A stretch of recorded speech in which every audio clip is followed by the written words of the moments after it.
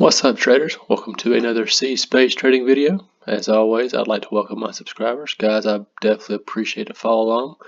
And in this video, what I want to do is just do a quick analysis on Amazon. Amazon's been a monster since always, but it's definitely back in 2015.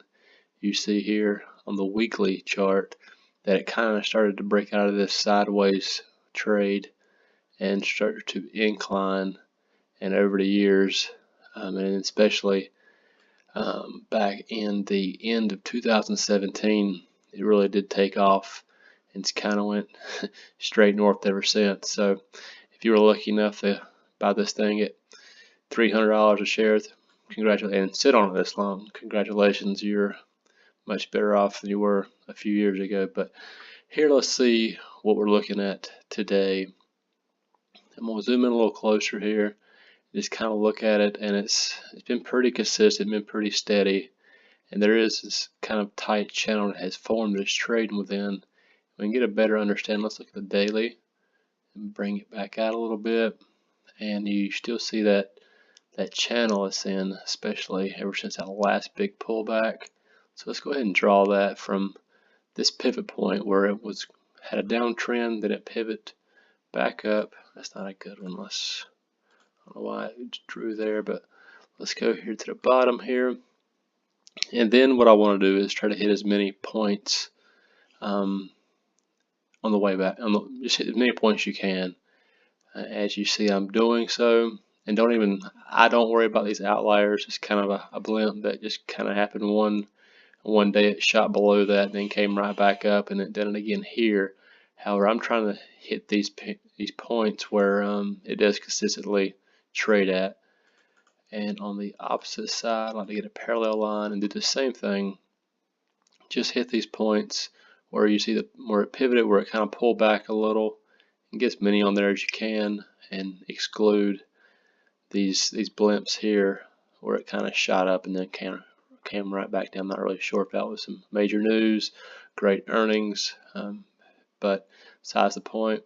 So as we move in here, we notice this thing bump along the channel, comes back, touches this channel, and then moves up.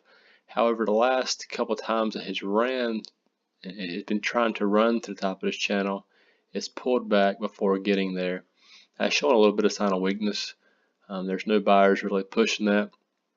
I think the major reason is long-term buyers looking at where the stock is at 1882 now, and the next run is going to probably push it up to close to $2,000 a share, and that's going to be a huge wall, a huge hurdle for this stock to get over. That's why I think you're going to see less and less buyers getting in at this price, just for the fact that $2,000 a share when we're just staring right at it. So, but that's never stopped this thing before. I do recall back when it got closer to 1,000, it had a little issue. Yeah, here. So you've seen how this thing ran and got to 1,000, and it stayed at 1,000 for, let's see, 1, 2, 3. It did pop here, but it came right back down.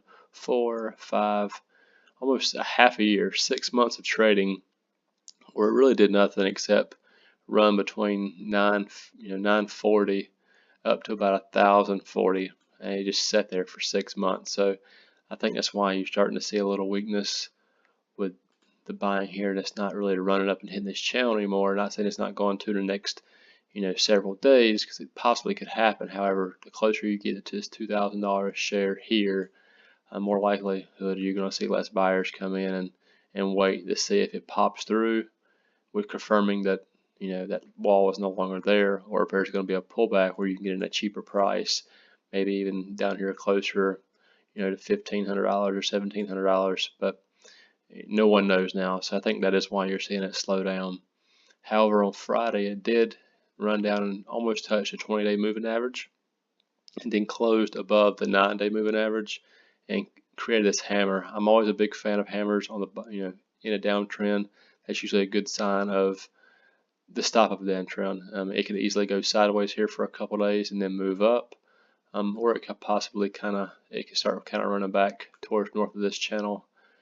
Starting Monday, so I would expect a green day Monday, but Who knows? News comes out, the market's crap. No one really knows. You have to wait and see what the pre-market looks like. If the pre-market's strong, you can probably expect a decent run on Monday. And that's it. Not a whole lot going on. It is trading within this channel here, as we pointed out. It did create this hammer candlestick, which is a nice bullish reversal candlestick. So be looking for a green day on Monday, depending on the market. And I would definitely, if you plan on sitting this long term, I'd probably wait it out to see what happens once it gets to $2,000 a share. See if you don't have a stronger pullback. It really depends on your trading style. If you plan on sitting in this thing for the next 10 years, hell, go ahead and jump in now. But like I said, if you're looking to flip this in a month or two, I don't know if Amazon's the best place to put your money. So guys, that is a quick analysis on Amazon. If you have any questions, please comment below. I do not mind answering them. If you want to continue to follow along, go ahead and subscribe to the channel, as I do continue to put out these technical analyst videos on things like Facebook. I trade the SPY pretty regular. I do trade options on it, but I do kind of get out of it occasionally and look at these other larger companies. So appreciate the follow along, appreciate the watch, and guys, you guys have a good one. See ya.